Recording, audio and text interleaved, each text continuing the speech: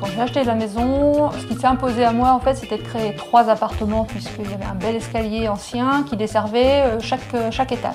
Et celui-ci, l'idée, c'était d'en créer une espèce de petit loft dans un esprit un peu industriel.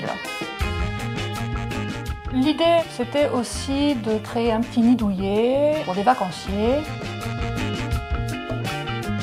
Les combles étaient un grenier, en mauvais état, disposé en 2 pièces, qu'on a dû démolir pour créer un seul volume unique, à partir duquel on a vraiment défini chaque espace tel que la salle de bain, la chambre et la cuisine.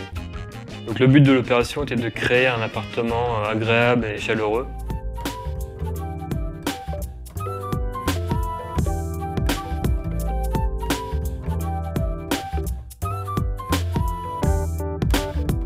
Ici, vous êtes dans la partie cuisine, où on a aménagé l'ensemble vraiment en prenant en compte l'esprit industriel que je souhaitais donner à l'endroit.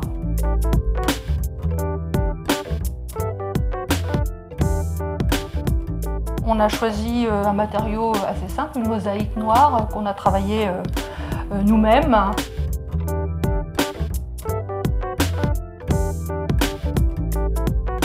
La fenêtre de toit nous permet d'avoir une vue évidemment sur le ciel, sur les toits des maisons anciennes.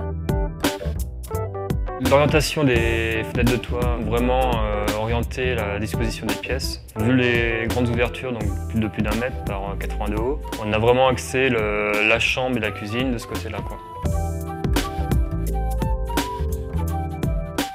Alors pour le sol, on a trouvé un parquet stratifié, couleur chêne claire qui rappelle celle des poutres notamment.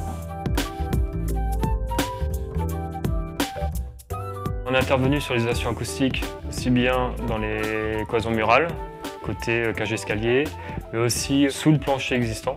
On a mis en place 2 plaques de plâtre acoustique croisées sur le plafond de l'appartement inférieur. Donc ici, nous arrivons dans la pièce, ou l'espace plutôt chambre. Pour contraster avec le reste du mobilier, j'ai souhaité conserver les murs blancs et parsemés de ci, de là, de quelques objets marins, puisque nous sommes quand même en bord de mer. Pour le rangement, j'ai privilégié des malles pour donc conserver aussi cet esprit bord de mer et puis de voyage. La verrière qui a été confectionnée par mon papa a été conservée dans des matériaux très bruts, simplement vernis. L'idée c'était de garder les traces de soudure. Alors l'objectif de cette verrière c'était à la fois de séparer la salle de bain de la pièce de vie. Ça c'était le premier élément. Et le deuxième élément c'est aussi de laisser passer la lumière puisque les 2 grandes ouvertures qui sont ici passe à travers la verrière.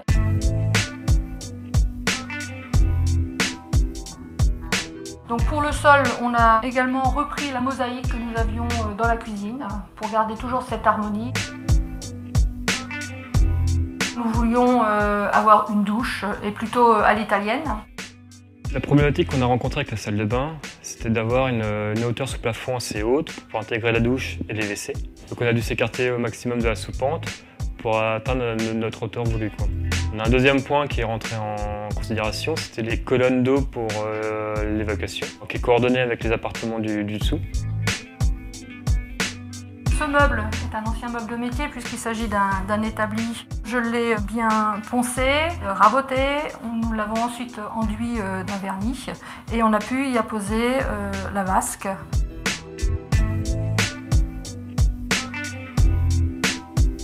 Grâce à l'aménagement des combles, j'ai gagné à peu près 30 mètres carrés au sol pour environ un budget de 30 000 €.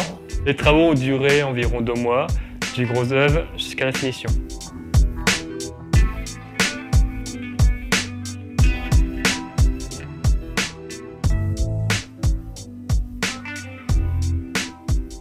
Les vacanciers qui viennent ici s'y sentent vraiment bien. Quand on dort dans la chambre, on peut s'endormir en regardant les étoiles. C'est vraiment très très agréable.